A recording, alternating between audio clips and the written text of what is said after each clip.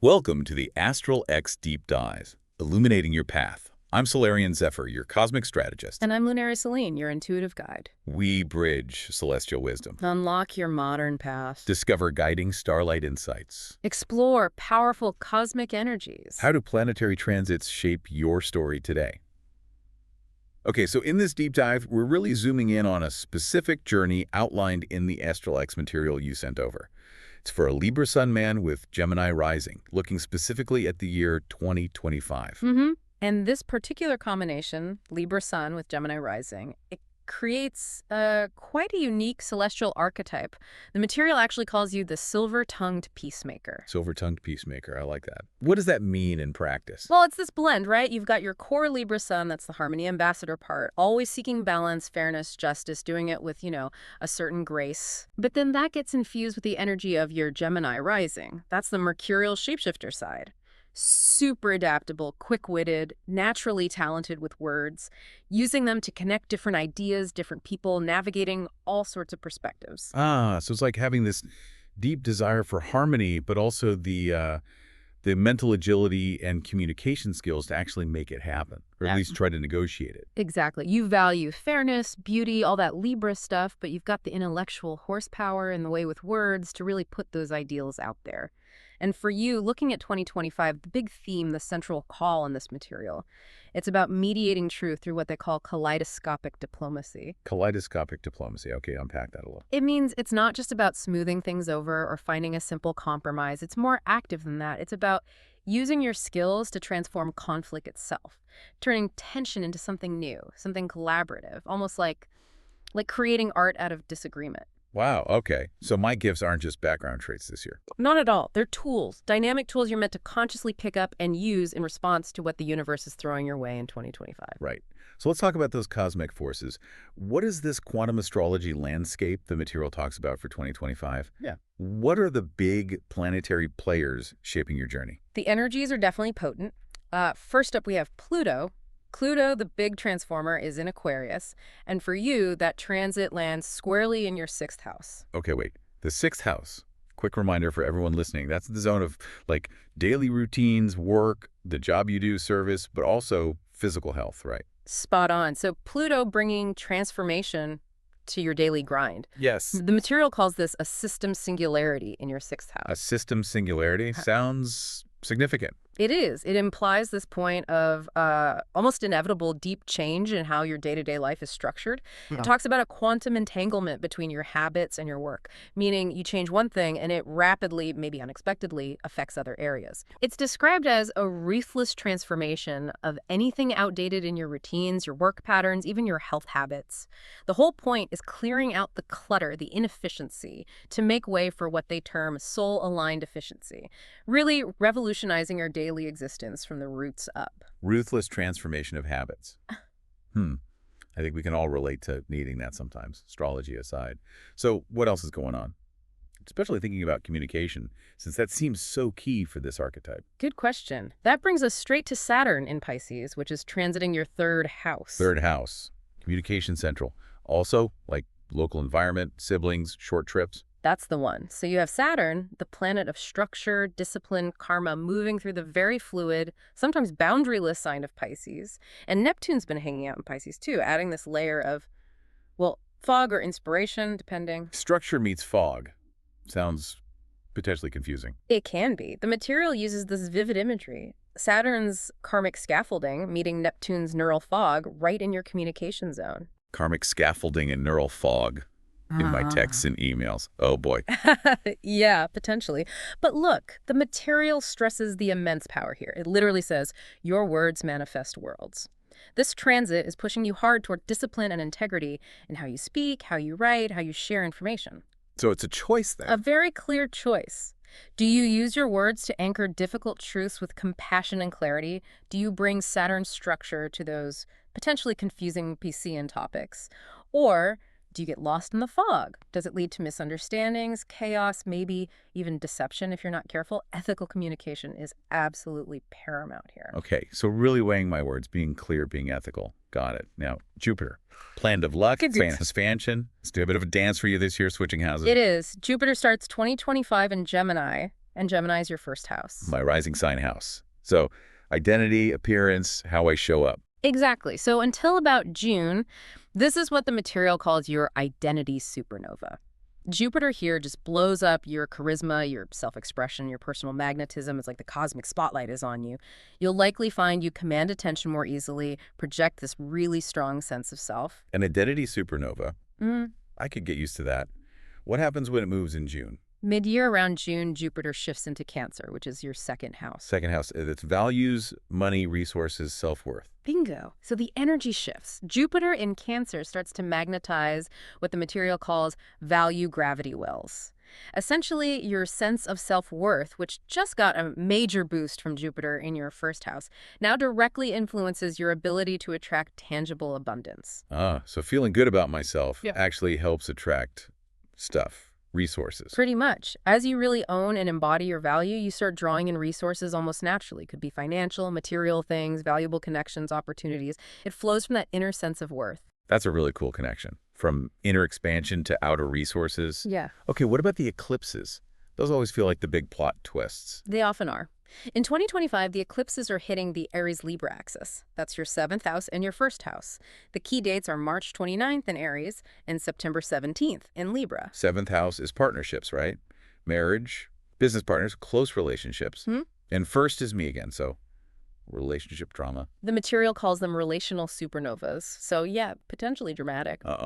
What's the core issue these supernovas are highlighting? They're really spotlighting that fundamental tension between self and other, that Aries me-first energy versus the Libra we need balance energy. It's always there, especially for Libra Sun, but these eclipses supercharge it. They're likely to trigger endings, beginnings, major shifts in your key relationships. Now specifically. Well, think about it. As you're stepping into this more empowered sense of self, thanks partly to Jupiter in your first, your independence grows. And that naturally challenges the existing balance, the compromises you've made in your partnerships. It forces a renegotiation, a dynamic rebalancing act. It's okay, navigating the me versus we tightrope, but with added fireworks. Got it. Any other major transits to watch? One more key one mentioned is Mars. Planet of action, drive, energy. It spends a good chunk of time, July and August, in Leo, which hits your 9th house. 9th house. Yeah. Higher learning, philosophy, travel, beliefs. Exactly. So Mars here really fires up your passion for knowledge, for exploring big ideas. It could be great for writing, teaching, maybe finally taking that big trip or diving into a new philosophy. But There's always a bet with Mars. well, it can also manifest as philosophical clashes. You might feel this really strong urge to debate, to assert your beliefs, maybe challenge authority or establish dogmas with, Leo's fiery flair. So passionate debates, maybe stepping on some toes intellectually. Could be. It's about channeling that fire constructively into learning and sharing rather than just, arguments. Okay, so summing up. Deep changes in daily life, needing integrity in communication, identity boost, followed by value magnetism, relationship rebalancing, and intellectual fire. It's a lot. It is a packed year energetically, and one of the really fascinating things in this ASTRALX material is how it connects these big cosmic shifts to actual physical sensations. It calls it somatic resonance. Somatic resonance, meaning you can literally feel these planetary energies in your body. That's the idea. It's suggesting your body gives you clues about how these energies are working through you. Okay, I'm intrigued. How might I feel, say, that Pluto in the 6th house transformation? The material suggests you might feel it as like an electric buzzing, maybe in your hands or feet, or just a general sense of heightened energy in your nervous system, especially when you're having those breakthroughs at work or making big shifts in your routine. Buzzing. Interesting. Any suggestions for dealing with that? Yeah, it suggests rhythmically tapping your fingers, which is quite a Gemini rising thing to do, right? Yeah. Using that dexterity to sort of channel or ground that intense Plutonian energy. Tapping into the transformation. Yeah. Literally. Okay, what about Saturn in the 3rd?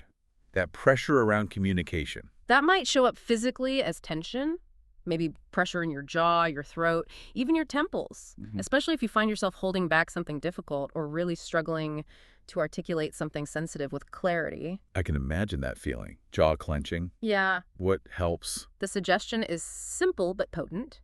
Sip mint tea while gently humming. The tea is soothing. The humming helps release throat tension, allowing that Saturnian structure and Piscean flow to find a way through your words. Humming in mint tea. I can try that. And the fiery Mars and Leo in the ninth. When I'm feeling argumentative, I mean passionately philosophical. Right. That energy might feel like actual heat, warmth, or fire in your shoulders, maybe, or around your third eye, your center of insight. Oh. And the suggested practice when you're in those fired up discussions: stand tall, consciously open your palms towards the sky.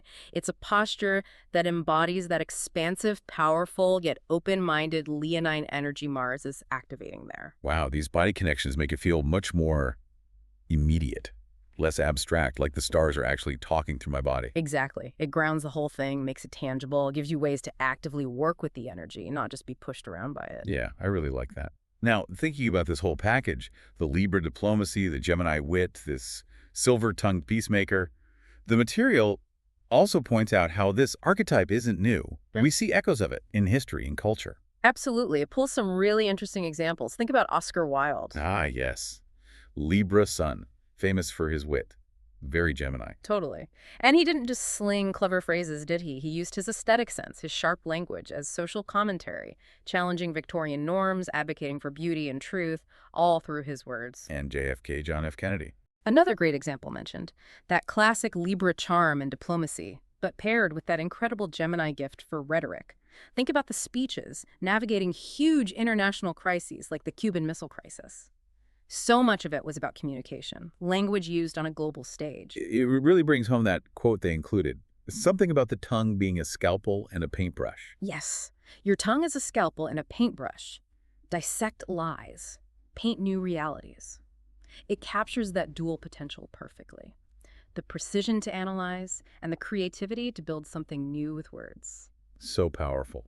Where else do we see this kind of energy culturally? Not just famous people. Well, the material points to fictional characters too, like Jed Bartlett in The West Wing. Oh, yeah.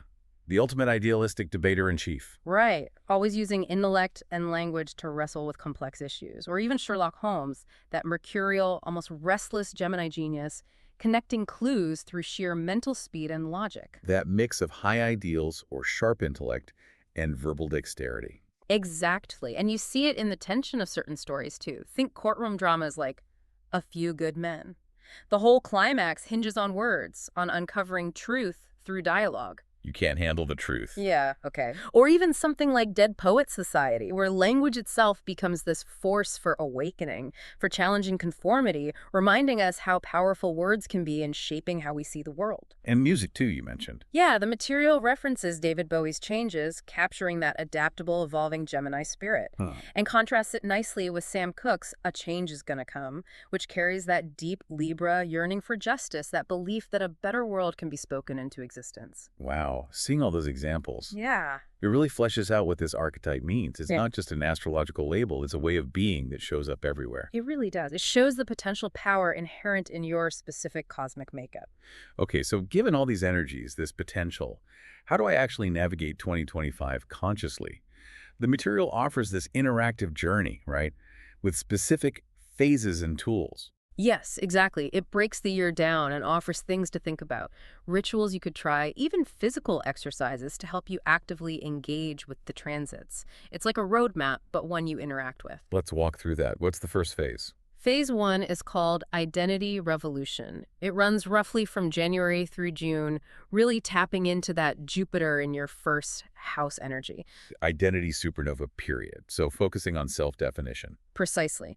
And the material gives you some potent pause and reflect questions for this time, like, what self-narrative, the story I tell about myself, amplified by Jupiter, is actually limiting my magnetism?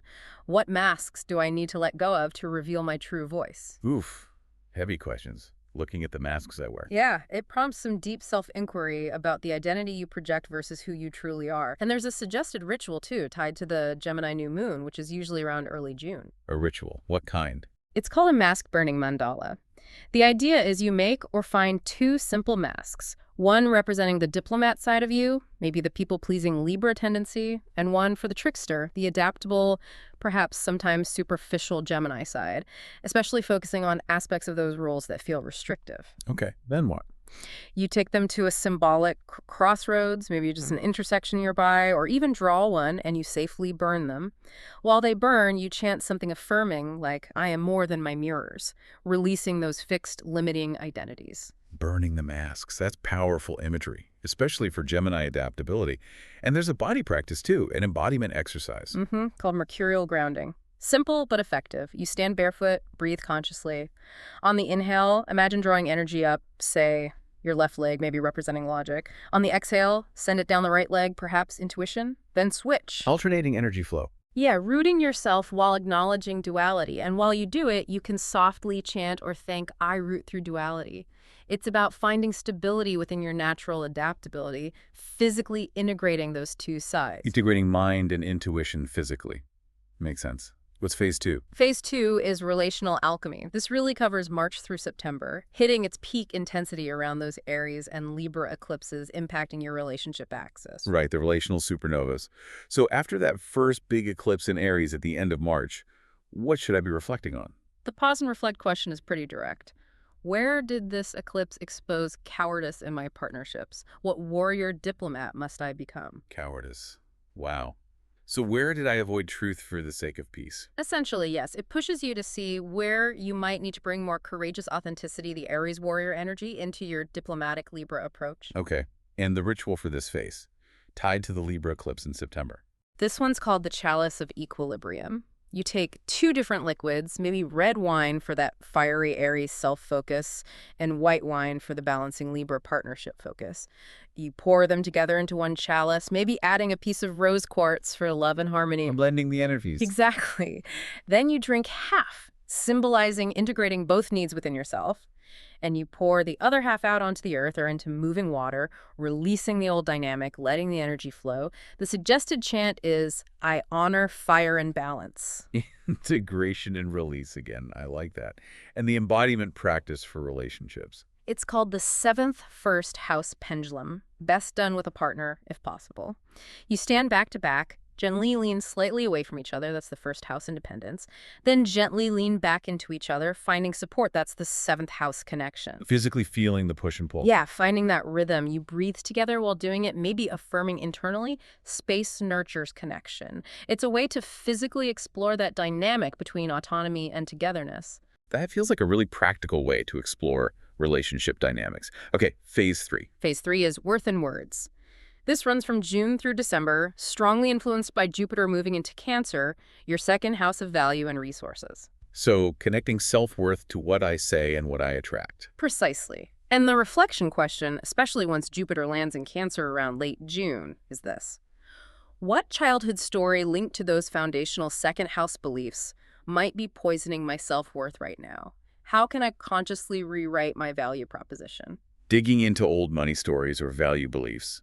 Jupiter tends to magnify things, right? So it might bring those up. It definitely can. It illuminates those early patterns around worth and abundance, giving you a chance to heal and redefine them consciously, which is crucial if you want to attract what Jupiter in the 2nd is offering. Makes sense. What's the ritual for this phase? It's called the Golden Coal Pact, timed around the Libra new moon in late September. First, you write down your limiting beliefs about money, value, self-worth, maybe on bay leaves because they burn easily. You safely burn those over a gold-colored candle, releasing that old scarcity mindset. Okay, release the old. Then what? Then you take some nice parchment paper and using a quill or just a nice pen dipped in honey, you write new affirmations. Statements of your true worth, your inherent value, your connection to abundance. The honey literally sweetens the new narrative, making it attractive. Writing affirmations with honey. That's lovely. And then you sleep with that parchment under your pillow for a few nights, letting the new belief sink into your subconscious. A full process. Release, affirm, integrate. Nice. And the final embodiment exercise. This one's called the throat sacrum sync. You place one hand on your throat, your center of expression, Libra's domain in a way, and the other hand on your lower back, over your sacrum, which is a power center, connected to grounding and stability. Throat and sacrum. Expression and power. Exactly. Then you hum. Just low resonant notes, and you try to feel the vibration connecting those 2 points, resonating through both hands. It helps clear blocks, release trapped energy, and connect your authentic voice to your core power, speaking your truth from a grounded place. I can feel how that might work. These practices. They really make it feel less like just waiting for things to happen and more like I'm co-creating the year. That's precisely the intention behind them, giving you tangible ways to work with these powerful cosmic tides. So as we look towards the outcome of navigating all this, Yeah. the material doesn't just leave it hanging. He talks about three possible paths, right? Bridges of destiny. Yeah, 3 potential timelines. And it stresses these aren't set in stone. They're possibilities, shaped entirely by the choices you make, how consciously you engage with everything we've discussed. Okay, what's the first possibility? The first one is called the diplomatic innovator. Diplomatic innovator. Sounds good. What's the focus there? This is the path where you really lean into that Pluto in the 6th transformation and harness the Jupiter charisma. You use your unique blend of Libra diplomacy and Gemini intellect to actually change systems. Think workplaces, social structures, communication networks. Oh my God, look. Could be pioneering new tech for communication, developing really effective conflict resolution methods based on ethics and truth, leading initiatives that challenge outdated ways of working or relating, basically using your peacemaking skills to innovate. And the outcome could be recognition, making a real difference. Maybe that TED Talk fame or advisory roles the material mentioned. Exactly, leading ethical disruption. The key choice defining this path is using your considerable charm and smarts, not just to get ahead within the existing systems, but to actively take them apart and rebuild them better, more justly. Okay, that's an inspiring possibility. What's the second timeline? The second is the wisdom architect. This one emphasizes mastering that Saturn in the 3rd discipline around communication and really channeling the intellectual fire from Mars in the 9th. So less about disrupting systems, more about building something with knowledge. Yes, structuring your insights, taking all those Gemini ideas and Libra perspectives and giving them solid form. Think writing books, creating influential podcasts, maybe even starting educational programs or schools, building frameworks for wisdom. So becoming a thought leader, publishing manifestos, founding things that last. That's the idea. The key choice here is about grounding your big ideas. Not just talking, but building actionable structures around your wisdom, making it accessible and enduring. Okay, 2 positive paths. What's the third one? The shadow side. Well, it's what happens if you resist the changes. It's called the fractured mediator. Fractured mediator. Doesn't sound good. No. If you ignore Pluto's call to transform your daily life and health, the materials suggest burnout, illness, systems collapsing. If you avoid the tough conversations the eclipses demand in relationships, things likely escalate into bigger conflicts, partnership wars. And the Gemini side.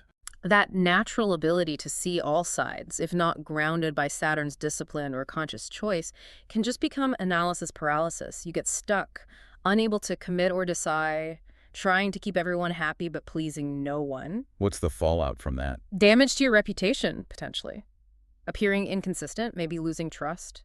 And that can impact your resources, your stability. That Jupiter in the 2nd house, potential for abundance, doesn't find fertile ground if you're stuck or lack integrity. The key choice leading here is basically avoiding necessary conflict just to keep a superficial peace. Wow. Those 3 paths really lay out the stakes. It's about conscious engagement versus resistance. To help stay on track, the material offers a mantra, doesn't it? It does. A specific mantra for the Silver-Tongued Peacemaker in 2025. Shall we share it? Please. Okay. I am the scales and the quill. Weighing truths in kaleidoscope-like. With every word, a world reshapes. With every pause, a bridge appears. It really captures that blend of Libra balance and Gemini communication, doesn't it? And there's a summary phrase, too, a kind of guiding star. Yes. When the diplomat's grace dances with the messenger's wit, expert speaker and host speaker, revolutions unfold in conversation. Perfect. Now, just quickly, let's recap those astrological footnotes the material included. How do they tie it all together? Sure. First, your Gemini Rising is key. It adds that intellectual speed and adaptability, turning the basic Libra diplomacy into something more dynamic, the scholar mediator, using wit to connect and resolve. Right, and Pluto in the 6th. That reinforces the deep change theme. It's about elevating your daily work, your routines, even your health struggles into a form of sacred service, finding purpose in the mundane, transforming it. Okay, Saturn in the 3rd. That's the cosmic demand for integrity, in your words. Ethical communication, taking responsibility for the impact of what you say and share, especially in your immediate environment. And finally, those body zones. Hands, throat, solar plexus. Yeah, they're highlighted as key connection points. Hands for Gemini dexterity and expression, throat for Libran harmony and voicing truth, and the solar plexus as your center of authentic power. They're like physical anchors for integrating these energies. The embodiment practices subtly weave together Libra's grace and Gemini's nervous system awareness. That brings it all together nicely. So as you, our listener, move through 2025 with these insights, here's a final thought for you to mull over, building on everything we've explored about language, choice, and your unique archetype.